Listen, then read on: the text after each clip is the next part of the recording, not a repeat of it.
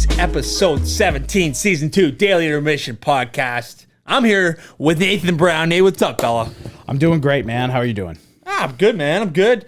We just finished an interview with Liam Moffatt. He'll be joining us in quarter one, Nate. Yes, sir. Fresh off Beijing for his first Olympics, man. That was awesome. Yeah, it's definitely worth the listen. It's a nice insider perspective on the Olympics, so it's a great interview. Yeah, looking forward to listen to it myself, honestly. Yeah, absolute beauty, friend of the show.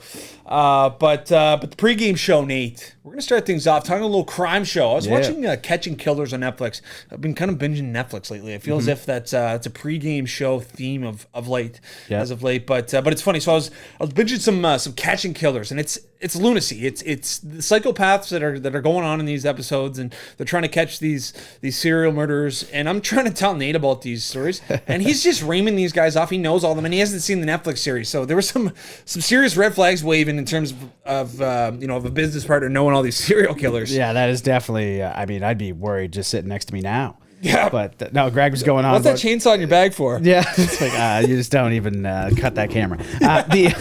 He's going on about. He's like, yeah, he would email them. He would email them out the news and like tell him he's going to kill him. I'm like, oh, BTK. He's like, yeah. I was like, oh well.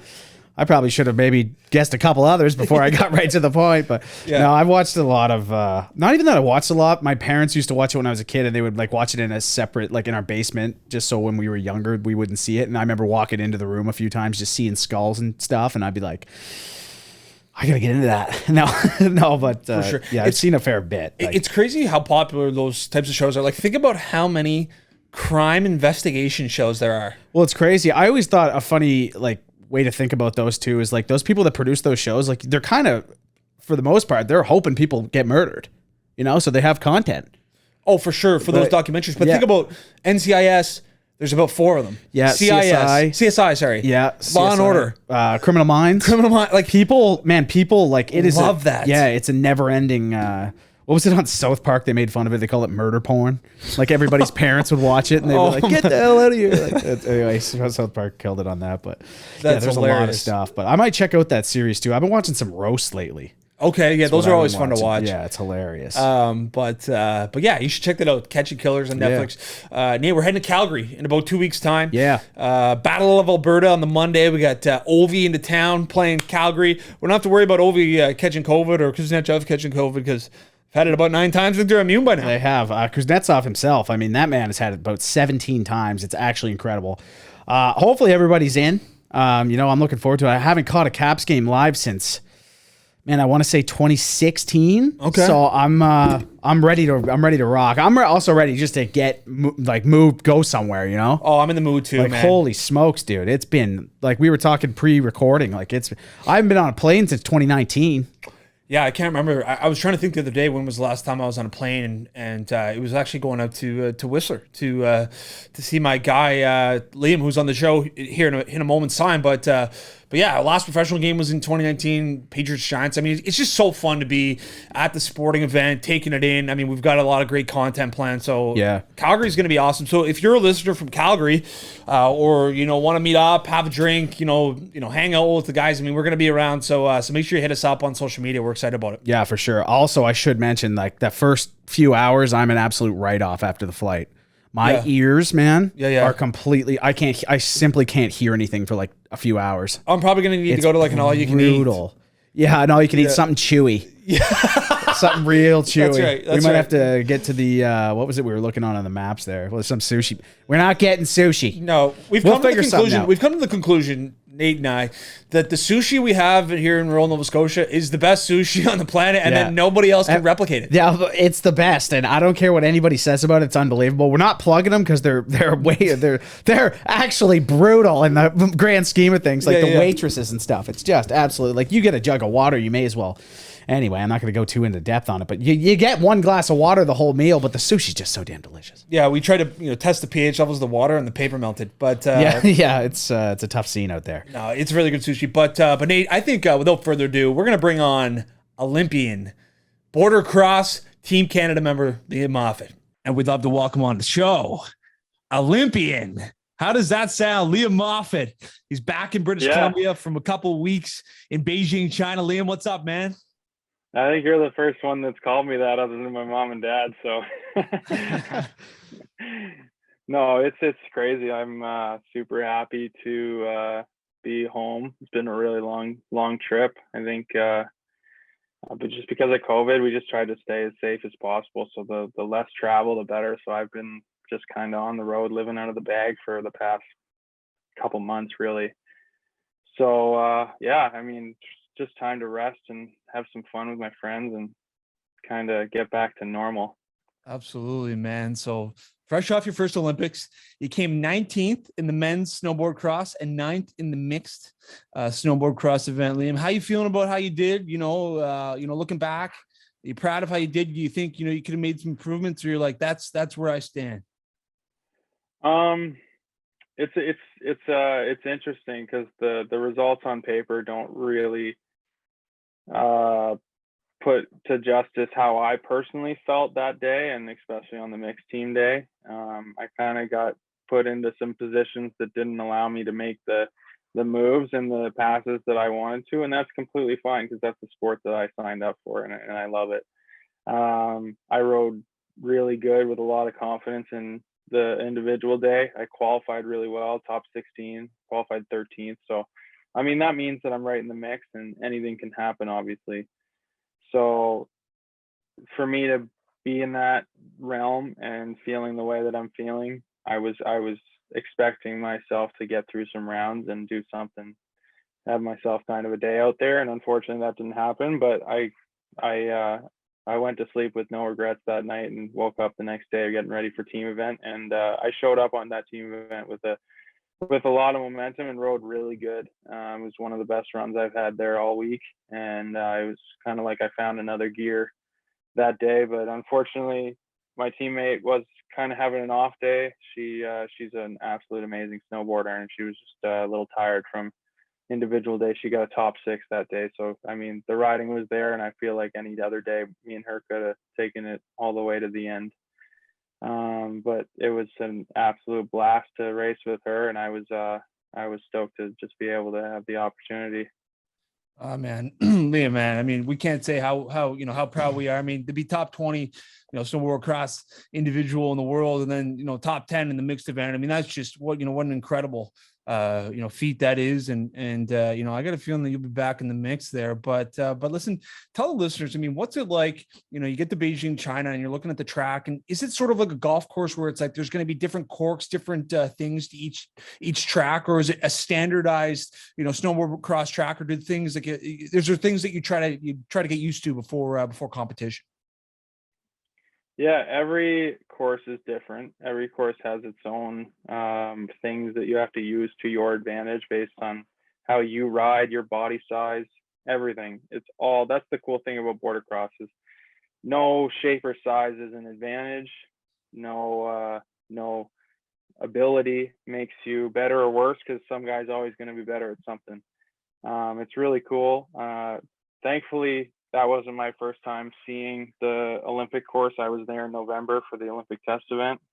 So we were already in China. We knew exactly what to expect, and they kept it pretty much the same other than making everything bigger and cleaner and putting the Olympic rings everywhere they could find them. So, I mean, it's still, you're still at the Olympics. It was still crazy, and being on that course was something else, but it was nice to know what to expect and feel comfortable right out of the gate on run 1 come training day. So I was thoroughly surprised by the work that they did. The course was running awesome. It was really long.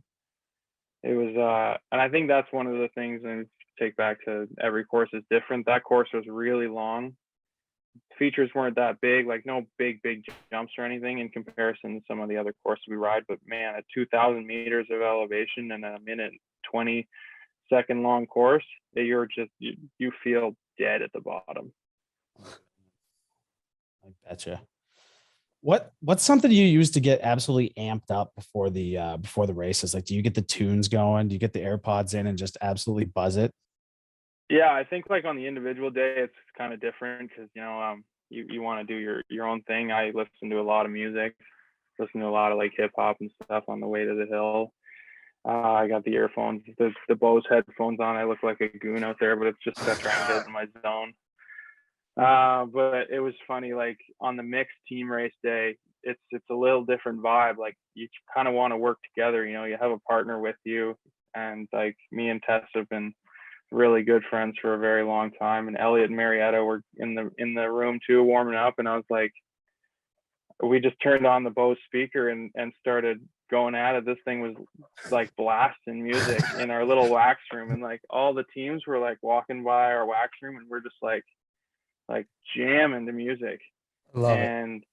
And it was hilarious. Like I've never felt so amped up to go snowboarding, and it didn't feel like the Olympics, because like I've never done that before, like freaking dancing around in the wax room. But I was like, I left that room with my gear on. I'm like, I looked at Elliot and I was like, I am so ready right now. This is insane. And he's just like yelling. He's like, whoa. I love it. And all the teams were like, they look scared of us. Liam, so you see sometimes in some of the events that they've got the earphones in during the race and during their runs. Are you earphones in or earphones out type of guy? Once the helmet goes on, the earphones are out. Yeah. Okay. Yeah. I know a lot of guys that like the earphones in the top of it. I don't think any of them listen to music when the run's going. I know a couple of my buddies that like to listen to music on the top of the hill, just keep them in the zone. But I got a lot of things to think about, and if I got music in the background, I feel like I'll probably be a space cadet. So it's like there's a time and a place, I think, is the best way to put it. Do you have a go-to tune that gets you amped up, or do you just kind of mix it up each time? Yeah, I definitely have a go-to tune. This definitely 42 Doug for the gang, and Rick Ross, The Devil Is a Lie. Okay. Let's go.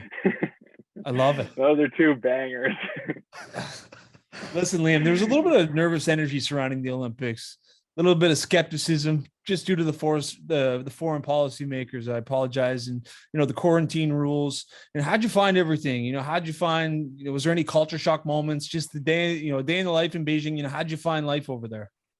Yeah, I mean, you know what? Like they did a really good job of putting us in our own little world. And I think that's like the main thing, is just trying to make the athletes as comfortable as possible. I mean, it felt so normal, and that was my first game, so I didn't really have anything to compare it to. Obviously, other people who have been to a couple were like, oh, like whatever, it's a little weird, but we're still out here. And that's kind of the vibe that everyone carried. I don't think it was like anything too out of the norm. I was comfortable. The only funny thing is everyone's wearing hazmat suits, but that's the protocol in China. And you know what, like it's not that big of a deal. All the volunteers and everyone that was working there were just so nice, so happy to see us and work for us, like do anything. So I mean, like other than getting a COVID test every morning before my morning coffee, like everything felt pretty normal. Cool. For sure. I see you're rocking the Lulu stuff. Still got that going. How is that stuff? And do you have any discount codes for the DI boys? You know what? I came in with a lot of skepticism. I'm not like much of a Lulu guy. I still wear my Carhartt t-shirts XXL from like 6 years ago. But like, not like our guy Cody White. Yeah, it's amazing stuff. Like all the hype is totally real. Like we were walking around the village, and it was like we were hot shit out there. It was so funny. Everyone wanted to like trade stuff with us at the end of the time. I was like, no, I'm not trading. Yeah. I don't want a Srixon sweater. I don't want your Fila jacket. Yeah, exactly. yeah. No, like I got so much cool stuff. And I think the coolest thing about Lulu is they get it. They're a fashion, like athletic brand. It's not logoed and like crazy, like big Canada on the side. Like I got a pair of pants that I can wear every single day for the rest of until they're stained and ruined. So it's like it's pretty cool. I felt like we lucked out pretty hard. For sure. What were kind of some of your first thoughts when you got off the plane in Beijing? Like what was the vibe like just walking off the tarmac? Well, you know what? In November when I got there, they were still working through some of the kinks of COVID and stuff, and it was pretty dreadful. Just the amount of time waiting to get things done. COVID tests. You have to get a COVID test when you land, and you actually got to wait until the results are back before you can leave the terminal. They like almost quarantine you in the terminal. And when we went in November, we sat in the terminal for 5 hours, just waiting for COVID tests.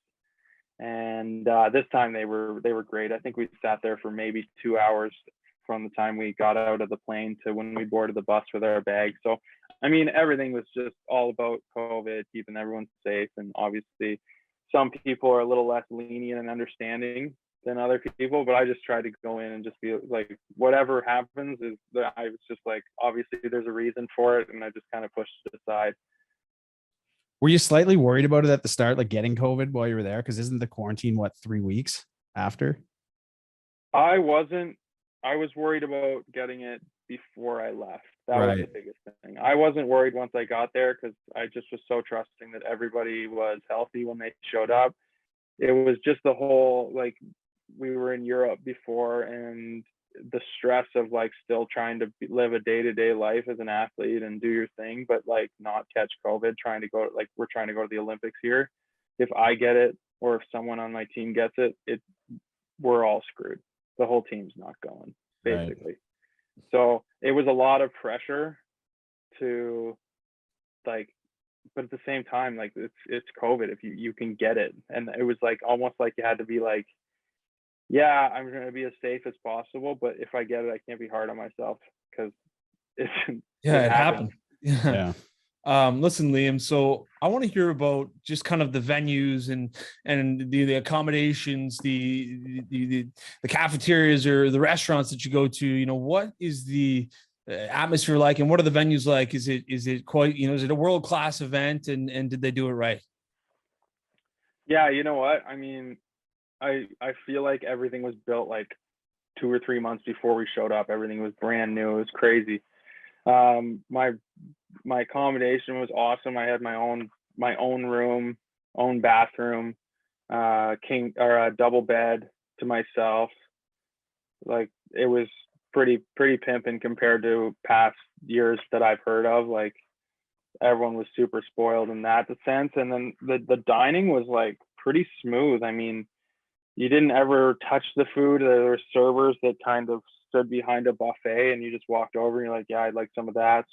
And portions were kind of funny sometimes, but like you'd walk over and ask for some rice, and she'd give you like a freaking pound of rice, and you're like, I just wanted like a handful. Yeah, a scoop.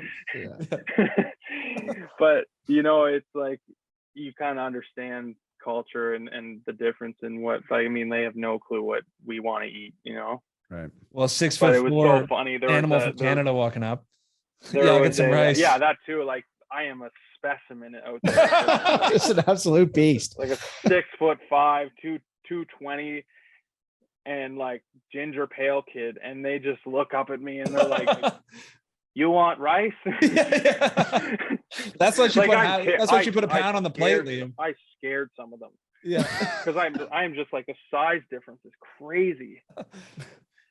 But no, the funniest thing is there was a KFC and a Pizza Hut in the meal hall. They built a legit, like, tiny operational fast food restaurant. And you know what? The first night I showed up, I dived into the KFC spicy chicken sandwich. And I was like, dude, I was like, that is unreal. And I was like, I can't have that every night because I will just be feeling like a piece of dog. But it was so funny because you're like going to the meal hall every night for dinner, and you just see these like beautiful like athletes just like built, just mowing KFC, and you're like, yes. Just like this tiny little like figure skate or whatever they're doing, and just have like a full Pizza Hut just going at it. I'm like, we're all the same. That's awesome. So I kind of want to get into the age-old question. It is the Olympic Village. We want to know it. The followers want to know it. Is it just an absolute Tinder machine in there, or what? You know what? Like, because of COVID, it was so tame. I stayed off the social media a lot, like during the 2 weeks. Try to put the phone down as much as possible, because it's just like crazy how much support you're getting, and like trying to answer everyone. It's a lot. So I was recommended to just like try and put the phone down. And so I didn't dive into the phone too much, but I tell you this, when you're at the meal hall, it is like a sport. Like your neck is sore by the time you leave. You're just like, oh my God, it's really funny. I mean, people like, yeah, athletes are beautiful. Who's the best looking country, Liam? Got to be Sweden. Yeah, I was gonna say Swedes, Norwegians. I've been up to that area before. I was up to, I think I told you this actually, but I was up to Sweden last year for World Champs, and we chatted last time about it. I remember the boys, we all got off the plane in Sweden, and the boys turned on their phones and started swiping on Tinder as we were walking to baggage claim. And I swear their jaws were just dragging across the floor as they were going across the terminal. Yeah. I was looking over, I was like, oh my God. Everyone's day to day with a thumb injury. Yeah. 4 to 6. Yeah. Oh, I love it. No, that's awesome, man. I mean, we're extremely, happy. Listen, was there any crazy stories that you heard, Liam, while you were there, while you were, mixing it up with the other athletes? Anything that stood out? Anything crazy happening to athletes, coaches? It was pretty tame. People were trying to do their own thing, stay, COVID free, and just dial in on their events. Yeah, I think like this year, especially because of everything going on, it was a little bit like more tame and everyone had their guard up. So like, no, I don't really have any fun stories. I was trying to get the gospel on everything, but the one big thing, and this is like pretty public in snowboarding and stuff, but the whole snowboard judges had a big issue this year. And it was interesting to be a part of it because for me, it's like, I mean, I'm just a lover of snowboarding, right? Like I follow it all. I know a lot of the guys. So for me, it was interesting to be kind of from the outside because I just watched the stream, the same guys as they did. And, I was like, I watched Max's run live from the bottom and then left once it was over. And I was like, from live perspective, I was like, oh, that was insane. We just got 2 podiums as Canadians. And like, you're just frothing. And then I got home and I saw the live replay on slow motion. I was like, oh my God, like I missed that. Like that was crazy. He didn't, basically what happened is he didn't grab his board on his first triple cork on the first jump, which is like a big no-no in slopestyle snowboarding. You got to grab the board or else it's basically like you didn't do the trick. And Mark and the Chinese kid who got second, Sue, they both had some really stellar runs. Every jump was clean. And so it's kind of unfortunate because you know what, like Max, that's not his fault. He did the best he could. He laid down a run. Yeah, he missed the grab, but it's not like he can like revoke the score. It's like, no, I don't want the 94. Don't give me the gold medal. He did the right thing, and the snowboard community tore him a new one for it. So it's kind of unfortunate in that aspect, but like I don't know. And then so that dust kind of settled, and then I watched the men's half pipe and the Japanese kid. That guy was insane. He was like, what is he, like 5'8"? And the air he was getting, Liam. And he second run, he lands his run with a triple cork in it. Just an insane run. The most crazy half pipe run I've ever seen. And they didn't give him first place. And everyone was like they were just rattled. Like that was the best run I've ever seen in snowboarding in half pipe. And he's not in first. And so the kid, like an absolute stud that he is, goes back up to the top and does the exact same run, bigger and better, and just stands there at the bottom. He's like, what now? And they gave him first. It was so sick. Like everyone was just like, he landed that last double on the last hit, and everyone was just like, just losing it. That was some, because it was never been done, and he did it twice. That was some insane theater. I mean, those guys are lunatics. I mean, if you miss on one of those tricks, Liam, like I think there'd be some paralyzing or potentially fatal injuries. Like those guys are just so tough. Like the way they learn those tricks are trial and error, and like the crashes that they go through, half pipe crashes, are so crazy because like it's not like a jump where you got to transition to catch yourself a little bit, or like border cross where you're going fast, but it's usually like on flat. Like these guys go up and are basically just like inches away from like their transition or a flat deck. Yeah. Like, and it's basically like, if you put it into comparison, it would be like, there's a cushion, and then there's like a flat, like concrete side and they're jumping from 2 stories up. Be jumping off the Either hit diving the board, cushion- hitting the side of the pool, or like, you know, the deck of the Yeah, pool. like it's crazy. So I mean, that's my favorite event to watch. Those guys are crazy. It's the like era of snowboarding. I mean, half pipe was the first Olympic event in snowboarding, and it's just so cool. So listen, Liam, are you going to gear up? Going to go after? Are we thinking we're going to see you in another 4 years? Is that still the top of the goals list?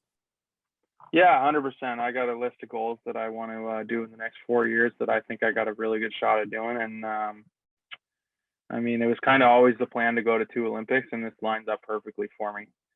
Cool. I was lucky enough to get a spot this year on this team. I worked my ass off to be able to get that spot, and I put myself in a really good position. And the Federation, Canada, I mean, we put a show on out there, and everyone was stoked.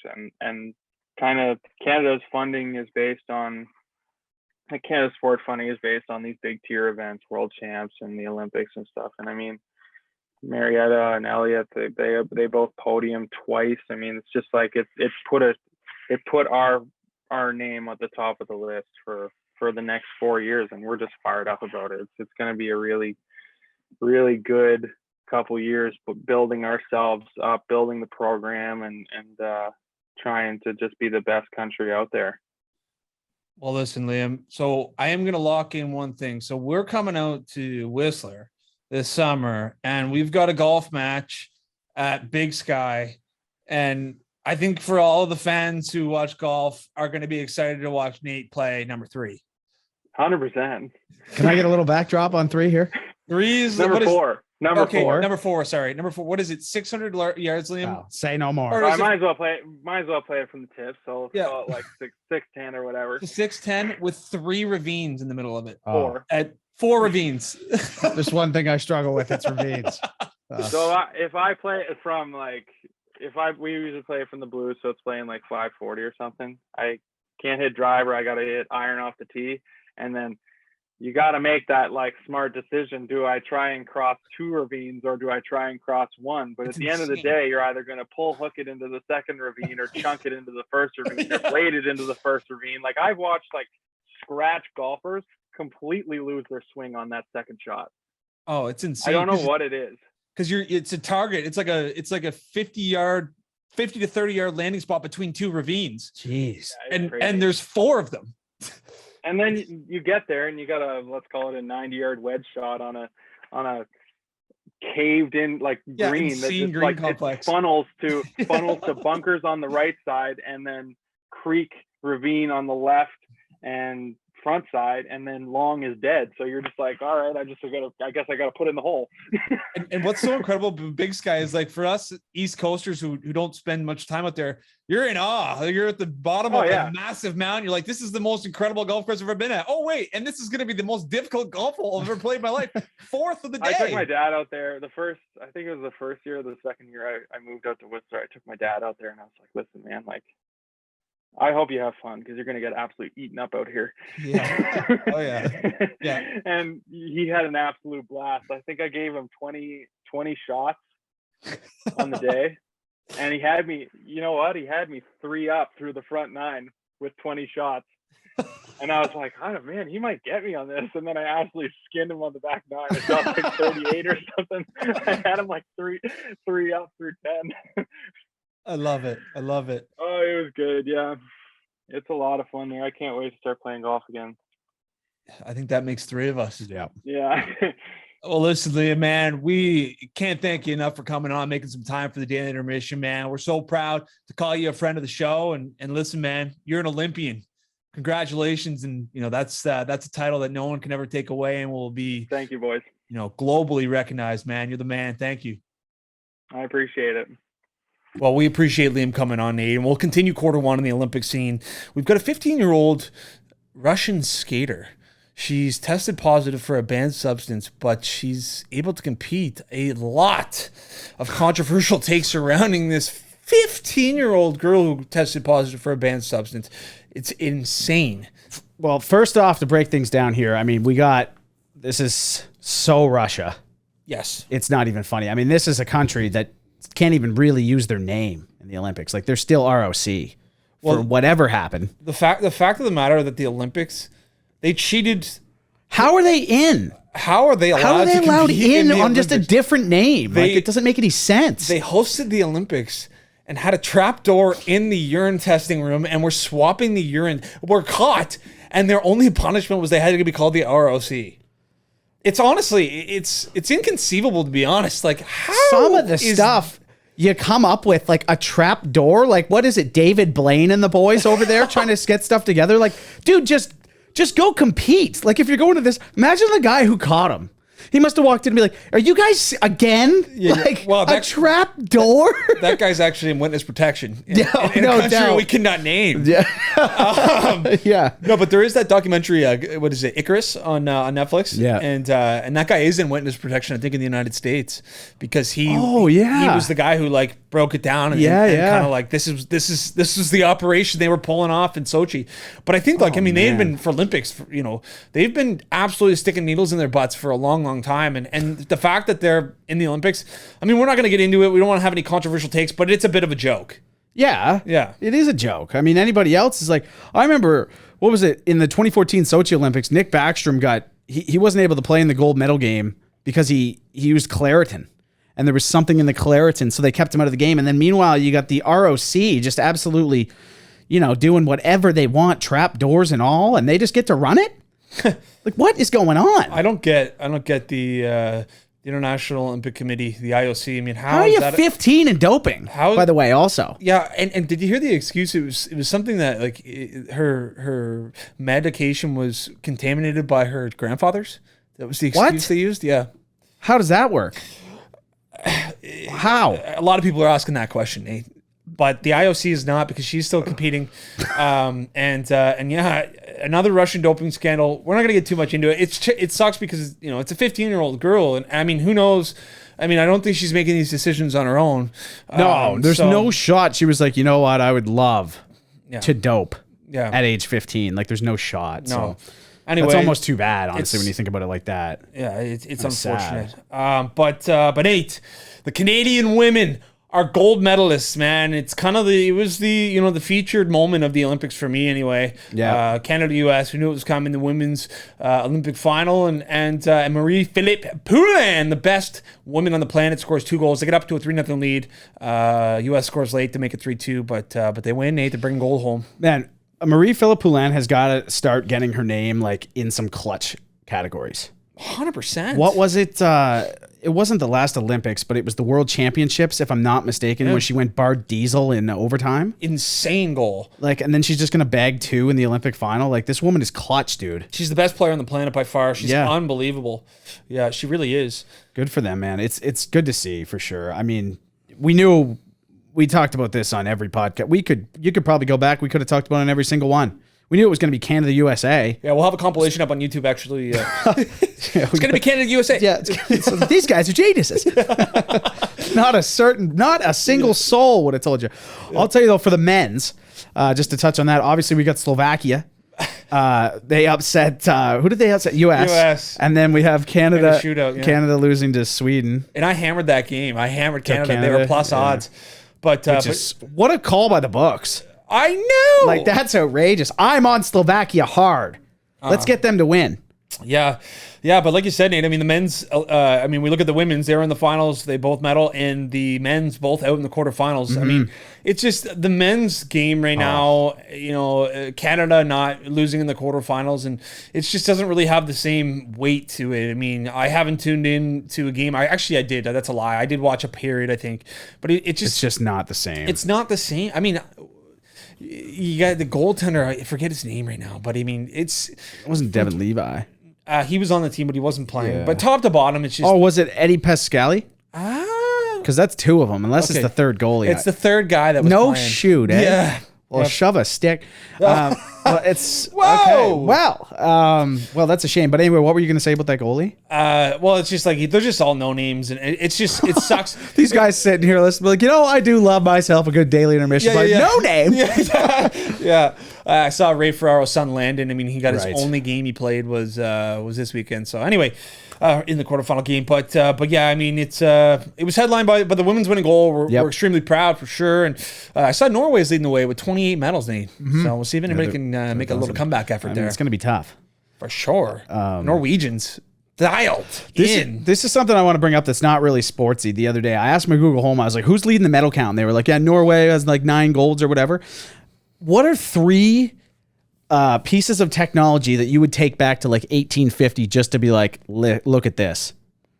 3 pieces of technology? So like, you know how like you ask a Google Home a question. Yeah. And it's just like, yeah. You know what I mean? Like you'd have to bring cell phone. Yeah. Show them that because you got all kinds of stuff on there. Like, is the internet like its own? Yeah. I mean, theoretically, yeah, the internet would count. Internet, I was thinking like Bluetooth too. It's like, and maybe like look at this. A 3D printer. Oh my goodness, you'd be burned at the stake. You can't. There's no shot you could take that back. Burned at the stake. They'd be like, what? They'd be like, what is this machine? Yeah. First off, but anyway, that was just something funny I was thinking about. Yeah, that's a little out of pocket, but it's a great question. Random. Yeah. Could have probably better saved for a segment. Yeah, it is for sure. Anyway, that's burned. A bit of a playbook almost. Big playbook. But that'll conclude quarter 1 of episode 17 of season 2. We're moving to quarter 2, Nate, NBA, and I think it's a good time to kind of give Brandon Scoopy Robinson a shout out. You know, obviously our thoughts are with your family, and you know he's having a tough time right now, and he couldn't find some time to hop on the podcast. I know he's got some family things that he's got to take care of, and his time is more valuable elsewhere. So we'll have Scoopy on soon. But yeah, Scoopy, we're thinking about you, man. Nate, Tyreek Evans is a guy who hasn't played in the league. He's just been reinstated, but he's a stud, man. He was like a 25-5 guy. I was thinking, okay, so he's entered the league. You know, what teams could use a forward, moving forward? You know, it'd be interesting to see. You know, do the Nets take a stab? Like, this is a guy who can put up points. He's a walking bucket. You know, at times, I mean, who knows what type of shape he's in? But. Well, I think it's best noted too. Like when you get to those teams like the Nets and stuff, it's always good to have that depth for sure. Like when you're an absolute power wagon. I mean, the Nets are absolutely battling right now. What are they, like 2-8 in their last 10? Yeah, they're doing horrible. Lost 11 in a row. Exactly. So I mean, it's never a bad scene. I mean, my Wizards could use just about anybody for sure. Yeah. What's going on with the Wizards? Oh. They've been in no man's land, it feels like, for... Yeah, man. They're almost like the Arizona Coyotes of basketball. Yeah. Just every year, dude, like 41-41. For sure. It's tough. But he'll definitely be a solid pickup, Nate. And I guess we're going to flip over to the NFL quickly, but just because I wanted to give a shout-out to Eric Weddle, the guy who was not playing, picked up off the couch. Yes, that's right. As we said, mucking Cheetos mid-call. And wins the Super Bowl. He tore his pec in 2 places in the first quarter and finished the game. No. Dude, during the game, I was spotlighting him, and he's playing safety. I think he led the team in tackles in the playoffs. But, dude, he was wincing after every play. I was like, man, you got to get this guy off the field. But obviously, they were in such struggles for safeties because... Yeah, and you're thinking immediately, you're like, oh, he's just out of shape. You know? Yeah. Well, it's like, little do you know, not only is he in fairly decent shape, he's battling through a torn pec, which I always thought has got to be one of the most underratedly painful injuries of all time. You couldn't, any arm movement. Oh man. Dude, yeah. It's absolutely brutal. Crazy. All right, Nate, but it's All-Star break in the NBA. And we're going to ream off some teams here. And kind of let's try to predict who we think the final is going to be. I know we do a preseason. Let's do it at the All-Star break here. So we kind of got 4 teams hovering around in the East right now. Yep. We got the Heat, the Bulls, the Bucks, the 76ers, and the Nets. Okay. And in the West, we got the Suns, Warriors, Jazz. I threw in the Lakers there as well. The Grizzlies are there.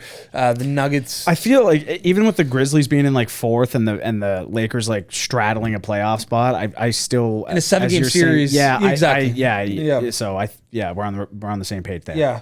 So East, like, do you have any I'm starting to kind of like throw all my chips into the old Nets, saying they're going to go on a run. Yeah, no, I like it. It's kind of interesting because usually I feel like when I look at basketball, like I look back to when it was like the Cavaliers and the Warriors like 3 straight years. And, it was kind of those teams in one conference you were like, all right, this is kind of make it. But this year it kind of seems like there is like legit a bit of parity at the top. Yeah. I'm kind of like, I get your Nets thing. I wouldn't hate the 76ers either. Okay. Yeah. I mean, these are both teams we haven't seen them play with their teams. Exactly. Yeah. This is the thing. Like, Harden hasn't even made his debut yet, right? No, He's no. still with the hamstring. That's so, right. Yeah, I mean, I want the Suns in the West. Okay. I really want the Suns. I want to see the Suns win it. Big Suns guy. I like Phoenix sports teams a lot. I like their jerseys. I just like, I don't know. I'm just a big Arizona guy. Yeah. So I would love to see, honestly, Suns and Nets would be pretty sick.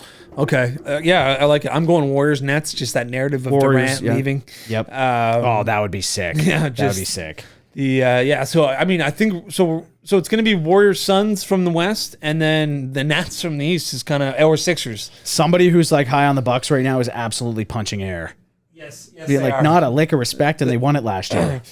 No, yeah, we apologize to all those fans of the Bucks, but we know they're a powerhouse. Show yourselves. Yeah. Where are you? There's no Bucks fans. Never seen a jersey live. No, neither have I, man. Except to Giannis, you see those every once in a while. But similar to Golden State, like, who liked Golden State before they were an absolute wagon? Dude, there's so many, not to call some basketball fans like the biggest bandwagoners on earth, but they have got to be expressively higher than most sports. Yeah. You know the amount of people, it's like, yeah, big Warriors guy. It's like, oh yeah, since when? Yeah. Like what, 1972 when they were like changing the bridge logo? Like, I doubt it. Yeah, my fandom, you know, I was a big Celtics fan, and then I was a Chicago Bulls fan, funny enough, and then these exactly. latter years I was a Golden State fan. It's like, oh, were you? Yeah, it's like you could just get a track on someone. It's like, I loved Cleveland.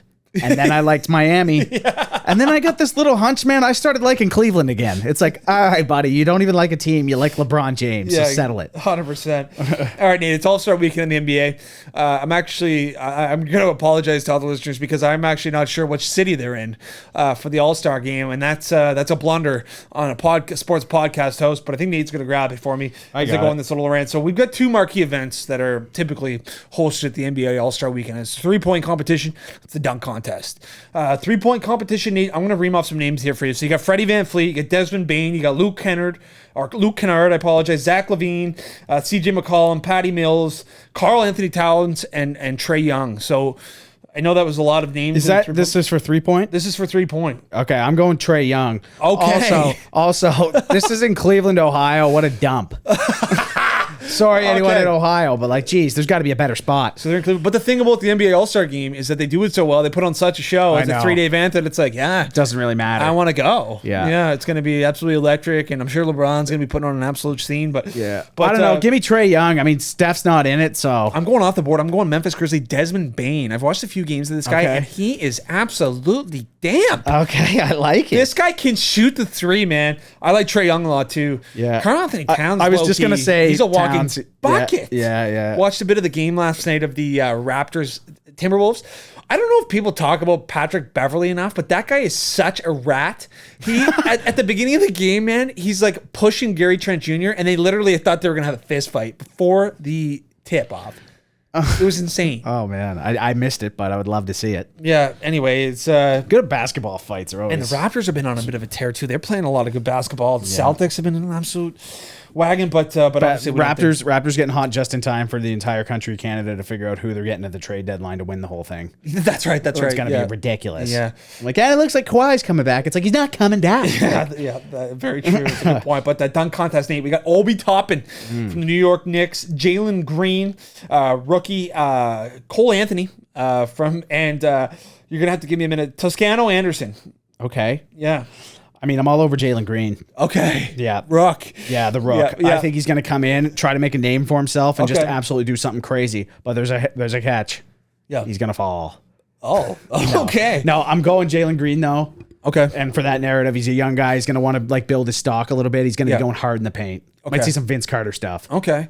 You want to talk about bounce? Yeah. You want to talk about bounce? It's Obi Toppin. Okay. This guy is he could jump out of the gym during this. I think Obi Toppin, I'm going to be betting it live. I like Obi Toppin. He's the second year in the league. I remember watching the draft, I think it was 2 years ago, and he had the flat beak on. His family was crying, and you could tell that he was going to New York City to play for the Knicks. And this guy was going to be a star. But he hasn't really panned out to be too much of anything yet, but this dunk contest is going to put his name on the map. I'm excited for the dunk contest. It's an absolute heater. One thing I just wanted to bring up, too. Did you see the videos of the guys now? Like, they're doing the commitment videos? You seen the guys with the hats? Yeah. Oh yeah. Did you see that? Like, obviously you've seen those, but did you see one of the ones? I can't remember where he was going, but he's got 4 hats laid out in front of him. Yeah. And he goes and he puts one on, and it's just like this big spectacle. And he's like, no, and like they're all clapping. He puts on all 4 hats, and then he takes one and puts it back, and then puts it back on. He's like, and then he takes it off again, pulls one out of his bag, and puts that one on, and that's the team he's going to go in Florida U. It's like, what is this? Dude, It's the biggest milk I've ever seen. those commitment videos, man, I honestly don't understand. Like, we're talking about high school recruits. It's and crazy. They're nationally televised. I know. Picking a hat. Like, really? Like, these guys haven't done a thing yet. How do you know they're... Anyway, that's... They could go and just completely do nothing. And I think that's probably the case a lot of the time. 100%. Yeah. Well, just... what's going on? Anyway. I don't know, man. It's a that's an weird absolute time. milk, dude. It's dust. All right, dude. That'll conclude quarter yeah. 2 NBA talk. It's halftime show, and halftime show was brought to you by Manscaped. Yes. No, we don't. We are going to be doing a Manscaped read, a live read here very soon. But we forgot the products. I was going to say, well, Greg, take it away. Greg just brought it up. I was like, if he's throwing that back to me, I haven't got a clue what I'm saying. So, but I am a big fan of the products. I opened the box today, very impressed. Okay, great stuff. And I did use the nose hair trimmer. Yeah, thing is absolutely lights. Okay, I'm telling you, folks, get on to manscaped.com right now. Use code TDI. I think you get 20% off and free shipping. Stuff's lights. So we are doing an ad read. There you go, folks. Yeah, I just pulled it out of my rectum. Right. Guess the Nationality halftime show. Guess the Nationality. Nationality, I apologize. So we're going to give 5 athletes each. We've got to guess which country they reside from or sorry, were born. So here, basically, folks, sorry, I just want to... Rectum is such a funny word. You're just inhaling. Basically, I'm just going to do a quick explanation on how this rolls. I think you were kind of halfway through before you reverted back to the rectum chatter. Yeah, sorry. Yeah. So anyway, we give each other a name.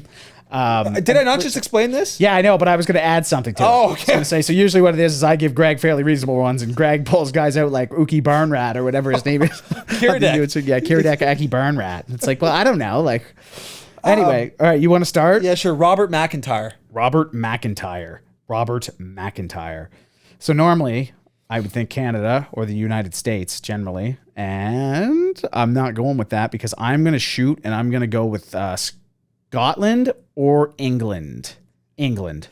It was Scotland. Oh my God. Yeah, PJ Turbo, a lefty. That's a beauty. Garbage, dude. That's classic. Pierre Engvall. Canada. Sweden. I knew that was going to get you. That's a tough one. I wouldn't have had a clue. No. I wouldn't have had a clue. I might have said Czech Republic. The guy's a bobblehead, dude. He is a bobblehead. Patty Mills in the 3-point comp. Patty Mills, U.S. Australia. Balls. Bam Adebayo. The United States. Yeah, Newark. Love it. Another dump. Oliver Bjorkstrand. Oh, I know this. Oliver Bjorkstrand is Denmark. Done. The show. Juan Soto. Dominican. Yes, I knew it. That's his default guess on MLB. I was gonna mention him earlier before when we were getting our guys together because I was gonna say he turned down the 13-year like $350 million contract from the Nationals. Yeah. No. So I mean he's obviously paling. Oh, it's a damn shame. I can't keep a guy on my squad. But I was gonna bring him up, and I was like then he'll just know. So Lourdes Gurriel Jr. Oh man. Jeez. Cuba? Bang. Yeah? Yeah. You're on a heater so today. Hot, dude. I should have had 3 already. Joaquin Neiman. Chile. Yeah. I knew I should have. You literally gave that one to me before. I also studied the PGA leaderboard probably 20 times a day. And it's really not that much parity. It's a shame I'm pulling that out. Javon Kinlaw. Can I get the sport? Yeah, he's an NFL player. Javon. Oh, okay. Kinlaw. Oh, man. Kinlaw. That doesn't like strike me as nothing like pops into my head. I'm starting to think like Englandy. Trinidad and Tobago. Okay, well, like there's no shot. Robert Lewandowski. Soccer. Netherlands? Poland. Straight out of Warsaw. Probably the best name for a city of all time. Warsaw. All right, well, I think you won there. I got 3? Or did I get 2? Yeah, you got 3. Oh, did I? I got Cuba. Anyway, we'll recap. Who knows? Later. Yeah, we'll have to. We'll tally it up. We're one of those to tally it up. We're getting into quarter 3 here. We're gonna have a 2-hour podcast tonight. Yeah, we're heading into quarter 3. NHL talk. Sidney Crosby, the Nova Scotian, 500th career goal. Spectacular, man. Obviously, what a tremendous career here he's had. Where do you think he ranks all time? I don't know. I feel like he's got to be top 5. Yeah. When you think, Yeah. But the thing is too, you get that recency bias because there's guys I'm putting in the top. Like I'm putting Gretzky, Lemieux. I'm putting Yager in there 100%. Or. Yeah, like exactly. Then you go Bobby Orr, and then do you go Crosby or what about Mr. Hockey? Well, exactly. His name's Mr. Hockey. Yeah, I know. It's wild. I don't know. That might be a bit of a milk. I didn't watch a single game of that guy. I have no idea how he played hockey. He played in the 50s. And Bobby, I have no idea either. I've just seen the odd highlight of him flying through the air. Well, that's I'm pretty sure a still image. Yeah, well, we got one behind us. There he is. And secondly, I'm fairly certain that's the only highlight they have of Bobby Orr. Either that or him just wheeling behind the net, starting to go up the ice. That's the only clips I've ever seen of the guy. And there's people who tell me he's better than Gretzky. Big crossovers, just buzzing. It's like, holy smokes. It's like, all right, he's sick, but like, Sid. I mean, I think it's so tough. It's so arbitrary. It's so subjective. It is. But I think you're right. Anything top 10, top 5 player of all time. You have to think, and 3 cups, 3-time Olympic gold medalist, 2-time, yeah. 2-time. They didn't put him on the 06 team. That's a joke. Yeah. But Nate, they were showing all the assist leaders for all of the 500 goals. Some of the names are so funny to read. There was like 170 guys. Yeah. I know. I got their few. I'm like, who? I was surprised, but Sergei Gonchar had 40. Yeah. He was only there for. He was there for the Cup in 09. Okay. He wasn't there that long. Mario Lemieux, 4. I was going to say, because Mario only played like 30 games to start that year. Yeah, and then he retired. That Nike white dust bucket he was wearing. Oh my God, yeah, and the skates. Man. The guy was an absolute Nike was such a dust hockey company. Like Nike Bauer was sick, and then when he eventually obviously was just Bauer, but Nike Bauer was cool. But when it was just Nike, that like Apollo white and orange twig they had. Those skates Fedorov used to rock. Oh yeah, those all whites. It's like, holy, get some T-blades on those. It'd be double sick. I wore T-blades. Did you? Yeah. Yeah. I remember kids just like have no regard for their. They were just walking down on wood. I'm like, what in the? They were the most obnoxious sounding skates, but.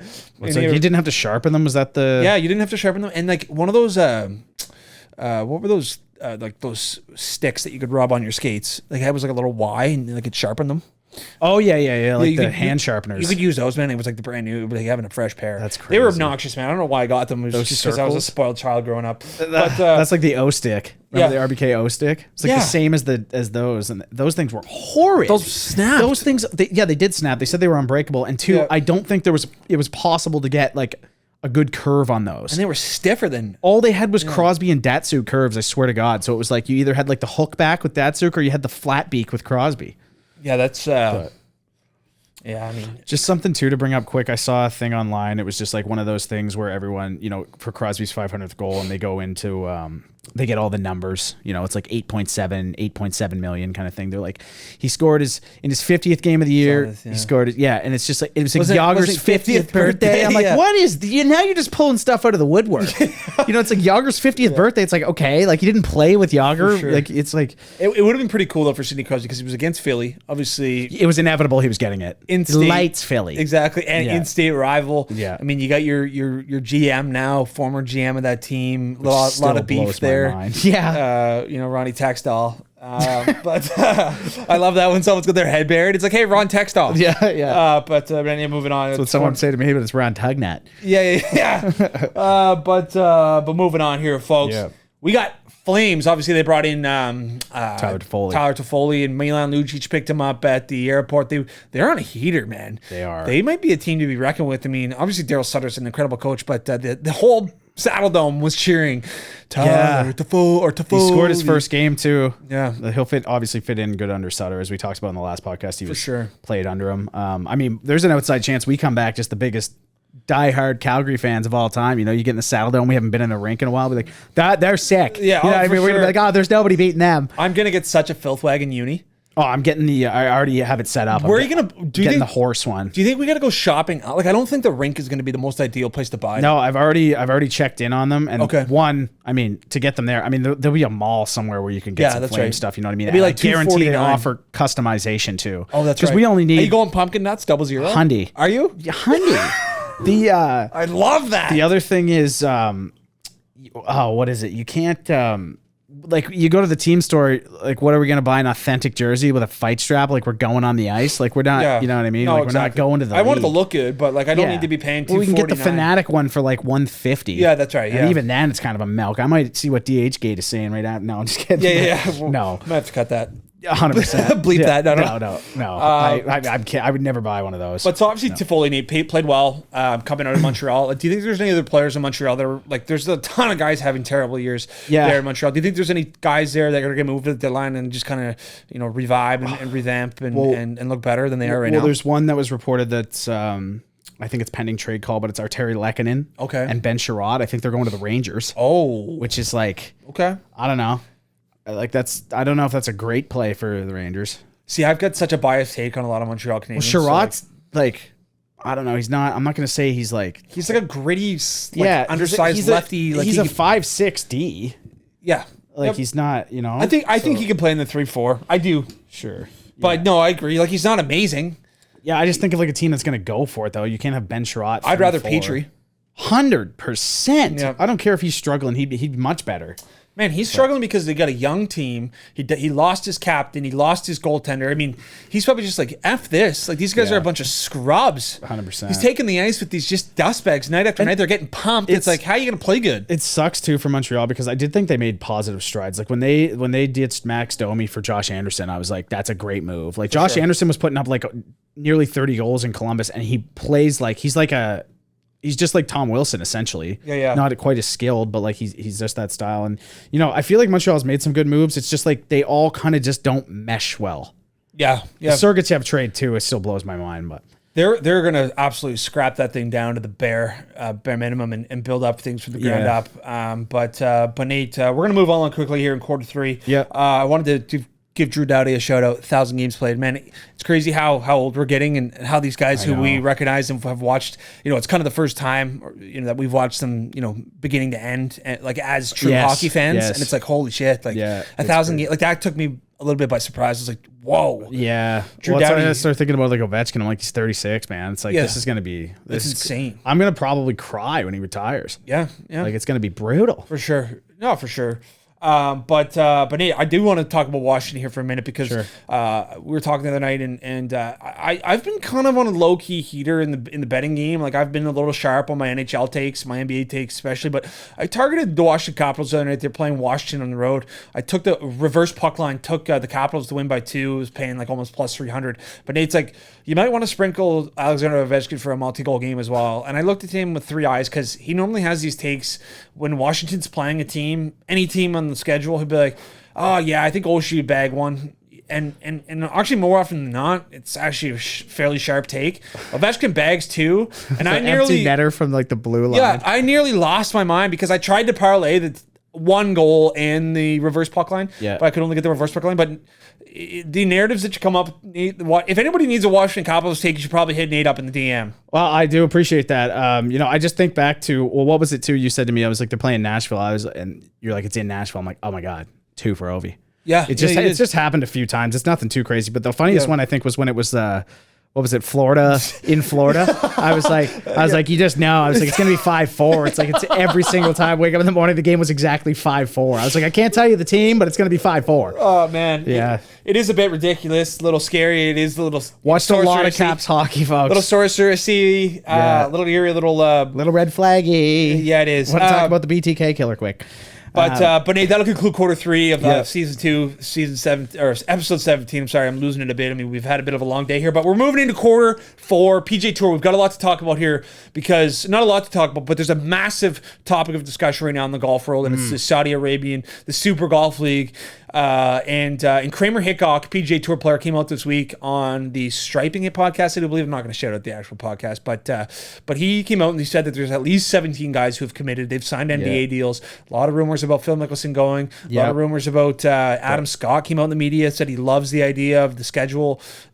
They said that they're wiring hundreds of millions of dollars to these guys the next day after signing the contract. What do you think of it all, Nate? Are you going to be a little upset if a lot of the PGA Tour players decide to play in this league? I think it's crazy that it's actually kind of coming to fruition. Yeah. You know, when I first heard about it, I'm like, okay. Like, I thought I heard something about it a couple years ago, too. Yeah. Maybe that was something different, but I thought it had come up before, and I'm like, that's not going to happen. But when you look at some of these contracts they're offering, what is it for Bryson? $150 million? Some were offering $230. Some of the rumors, but I don't know. I don't know. This is where it gets dicey. Yeah, and they came out into, they said they're not going to announce anybody until they have 20 guys committed, and apparently, like as you said, they have 17. So yeah. So there's no one like actually confirmed, is there, or did? I don't think. No, yeah. I don't think anyone's confirmed yet, and a lot of speculation, a lot of rumors surrounding. Bryson came out and said, "Don't believe everything is." There's some false rumors going around, and I mean, Phil Mickelson kind of ripped the PGA Tour. Charlie Hoffman, who's friends with Phil Mickelson, longtime PGA player, he was ripping the PGA Tour last week. It's gonna be interesting, man. Like it doesn't interest me, but what's attractive for the players is obviously the money. Yes, it's gonna be, I think, 11 of the 14 events. Only 14 events. 11 of them played in the United States. Yeah. They'll still have eligibility to play in 3 or 4 majors. So it sucks because I hate. It would be the equivalent of a league coming in. I think it was the KHL coming in and saying, we're going to create a league and pay these guys more. And well, that's what I was going to bring up. And there's like a few points here. It's just like, okay, one, it looks sketchy. Yes, I mean we're not going to get into the Saudi Arabian. No, for sure. But I mean, it looks sketchy. Two, I honestly, even if they got Bryson, I don't see this thing lasting more than like a season. Yeah. I just feel like the wheels are going to fall off. And then another thing is like, I think the only way this would really work out for them is if they take an approach where it's like, maybe they try to attract that fan base that's doesn't really watch golf or enjoy it for that fact, but maybe they turn it into just like, it's like Kyle Berkshire and the boys just absolutely slinging it out there, and they have like, they're drinking while they're playing, and just make it a completely different thing, because in that circumstances, you're not going to beat the PGA Tour at its own game.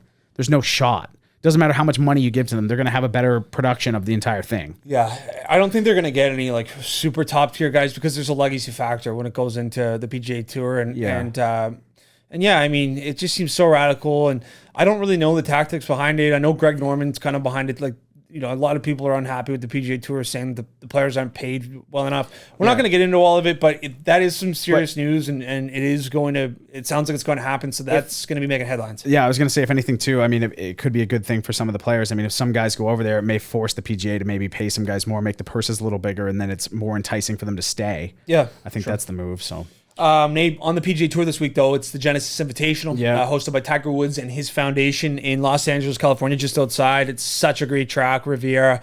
Who you on, Nate? Who you liking this week? Well, the Instagram picks are Smith, who's humming. Yep. Sung J M, who's the opposite of humming. And my boy, the one and done, Hideki Matsuyama. I mean, my narrative was just that, he missed the cut last year at this tournament, and I think he's going to be coming back swinging, world number 10, and I'm ready to rock with the kid. Yeah, I like it, Nate. Yeah, like you said, Cam Smith, great pick. He's your guy. He's, I think, at -4, one back at the lead. Yeah, I love him. My one and done in the week was Bubba. Bubba finished -1 in the days. Won this event. You took him in the one and done? Yep. Oh my Lord. Yeah. I love it. Yeah. I mean, I'm like if you look at me, like I've been 5 of 5, and like I haven't used any. Yeah. Like, I'm saving these big guns. Like, I'm going to go on a run there in the fall and, majors where I'm just reaming off top guns. Yeah. Saving my Morikawa, saving my Dustin Johnson, saving my Spieth, saving my Justin Thomas. Yeah. Just banking them. I burned Spieth, and now I got no Matsuyama. I am saving some big wagons, though. Oh, yeah. I still got some Rombo. Boys. Oh, yeah. He ain't coming out. I mean, you got to save some in the back pocket here. Yeah. But yeah, my best bet's Xander Schauffele. I think he's -3. Willie Zalatoris, haven't checked in on Bubba, -1, obviously. But that'll conclude quarter 4, season 2, episode 17. Nate, you got a fire wagon and dog water? Jeez. Fire wagon of the week. I'm going Ovechkin. Yep. Yeah, the guy's just humming along. He's getting closer and closer. He's 4 goals off Yager now. Yep. For third all time. What is he, top 5 in goals, top 5 in points, probably the Hart Trophy leader? You have to think he's the Hart Trophy leader, especially with how derailed they've been injury wise. So I'm going to go with him for my fire wagon of the week. All right, my fire wagon, Liam Moffatt. Fresh off his first Olympics, came to join the DI. Obviously, huge fan of everything he's done, and border crosser, fellow Nova Scotian, friend of the show, and he's my fire wagon of the week. Dog water. I think we can both, we can both agree that it's the 15-year-old Russian skater. I mean, we're not going to get too far into it, but that's just dog water. Yeah, it's pretty dog water. Also, dog water is just that, we kind of broke it down, but ROC, it's just dog water. Yeah, just everything going on in Russia right now. Anyway, that'll conclude things. Dog water of the week, and we don't want any trouble, Putin. We'll see you later on this week. We'll see you Monday, actually, folks. Thanks for tuning in. We appreciate you.